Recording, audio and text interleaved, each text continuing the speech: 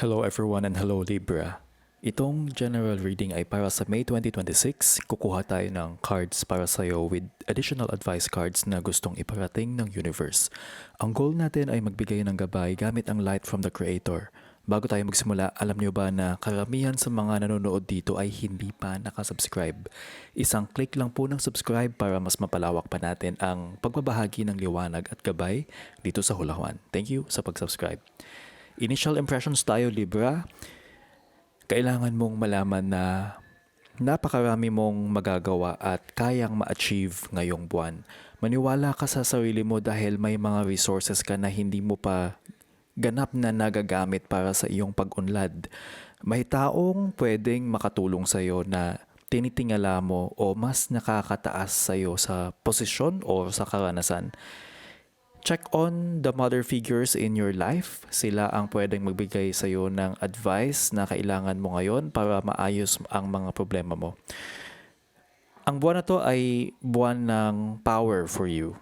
Basta't huwag kang mag-alinlangan sa iyong sariling galing, ang balanse ay muli mong mahahanap.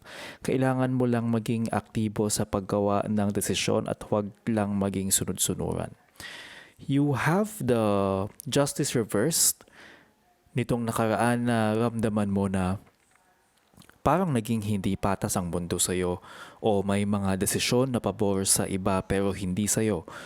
Baka naging biktima ka ng maling akala o kaya naman ay ikaw mismo ang nakagawa ng hindi balance na desisyon noon. Naging mahirap para sa'yo na makita ang katotohanan dahil sa dami ng ingay at gulo sa paligid mo. Ang sense of fairness mo ay nayanig. At pwedeng may mga legal na usapin na hindi naging pabor sa'yo nung mga nakaraang buwan. Ngunit ang injustice na ito ay nagpatibay sa'yo para hanapin ang sarili mong magic at hindi na umasa sa iba. Natutunan mo na ang totoong hustisya ay nagsisimula sa kung paano mo tinitingnan ang sarili mo at ang iyong mga karapatang bilang tao. You have the magician. Ngayon naman, ikaw ang may hawak ng lahat ng tools para baguhin ang iyong buhay.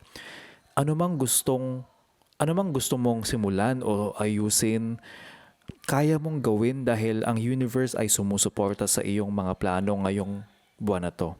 May mahika sa bawat kilos mo. May magic ka sa iyong mga kamay, ang galing mo sa komunikasyon, ang iyong talino at ang iyong passion ay nasa peak level ngayon. Huwag kang matakot na mag-manifest ng iyong mga pangarap dahil mabilis itong magiging reality ngayong buwan.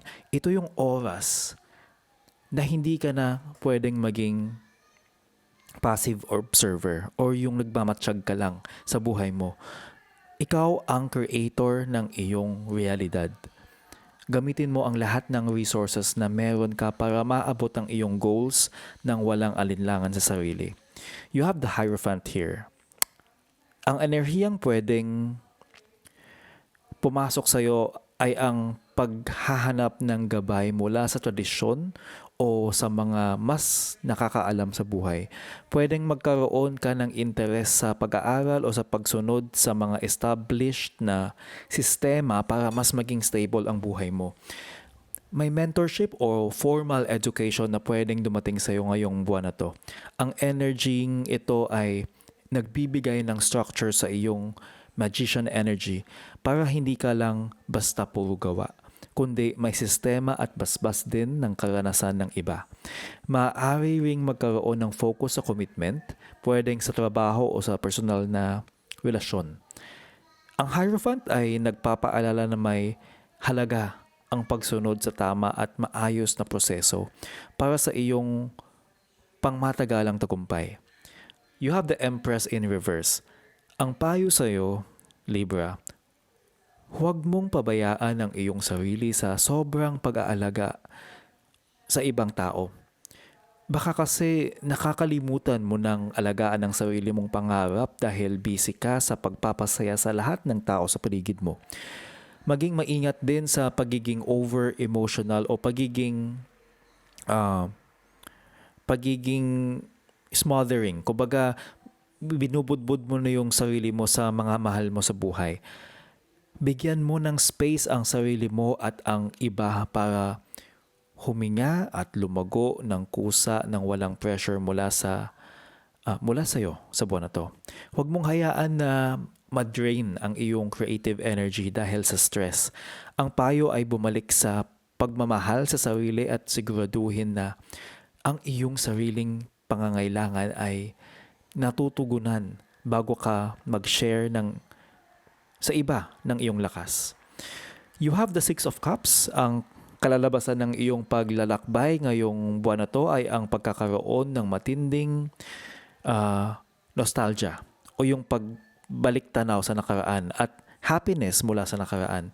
Pwedeng may bumalik na tao na tao or pagkakataon na magbibigay sa iyo ng comfort at saya na matagal mo nang inaasam. Mararamdaman mo ang inosenteng saya. Yung pakiramdam na parang bata ka ulit na walang inaalalang problema sa mundo. Magiging maayos ang mga relasyon mo, lalo na yung mga matagal na at may malalim na pundasyon sa iyong puso. May mga blessings na dumarating na parang random act of kindness mula sa tadhana. Ang outcome na ito ay nagpapahiwatig ng emotional healing at ang pagdating ng mga taong tunay na nagmamahal sa iyo ng walang kondisyon. Advice cards na tayo. Please subscribe, like, and huwag kalimutan i-share ito sa mga kilala ninyo na kailangan ng reading. Napakaliit na bagay to help this channel. Ang first advice card ninyo ay ang positivity, faith, and optimism. Ang iyong positibong pananaw ang magbubukas ng pinto para sa bagong oportunidad. Huwag mong hayaan na ang temporary na problema ay magpahina sa iyong pananalig na magiging maayos ang lahat. Konektado ito sa iyong magician energy. Ang magic mo ay gumagana lamang kung naniniwala ka na posible ang lahat ng hinahangad mo. Panatilihin ang ngiti sa iyong puso kahit na may mga hamon na dumarating sa paligid mo. Your next advice card is moonlighting. Kung may pangarap kang career or business, pwede mo itong simulan ng paunti-unti habang ginagawa mo ang iyong main job. Makakatulong ito para ma-secure ang iyong future nang hindi ka nabibigla sa mga risks. Dahil Libra ka at mahilig sa balance, ang moonlighting ay perfect na strategy para sa'yo. Nagagawa mo ang passion na habang stable pa rin ang iyong finances para sa pamilya mo.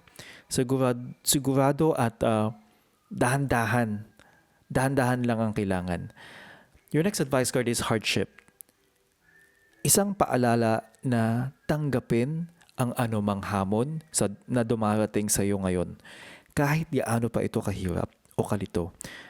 Magtiwala ka na ang bawat pagsubok ay gabay ng tadhana para dalhin ka sa mas magandang lugar. Ito yung kahit naging unfair ang sitwasyon nung nakaraan, gamitin mo ito bilang motivation para mag-transform at maging mas matatag.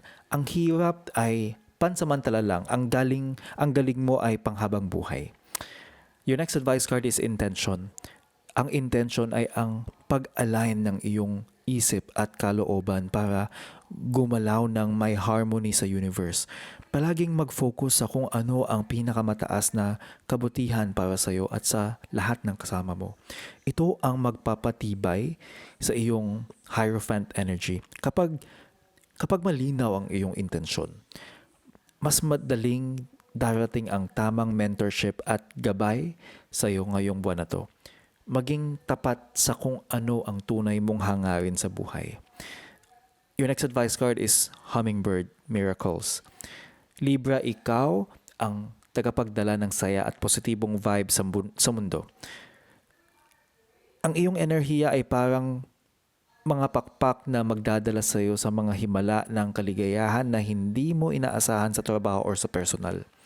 Asahan mo na ang maliliit na milagro sa iyong araw-araw na buhay dahil sa iyong mabuting puso at sa iyong kakayahang magpatawad at magmahal ulit. You have Humpback Whale, Singer. Awitin mo ang mga kanta ng paghilom para sa iyong sarili at sa buong mundo. Walang makakapigil sa iyo sa pag-abot ng iyong mga goals basta't naka-align ka sa iyong tunay na purpose sa buhay. Ang iyong boses ay may kapangyarihan ngayong Mayo, Libra. Gamitin ito para magpahayag ng katotohanan at pag-ibig. At makikita mo na ang buong universe ay sasabay sa iyong kanta tungo sa tagumpay at kapayapaan. That is your reading. Please follow or subscribe. Hula Juan para may aabangan kang forecast for your sign. And always remember, sa lahat ng gagawin mong desisyon, dapat mabuti ang iyong intensyon. See you sa next reading.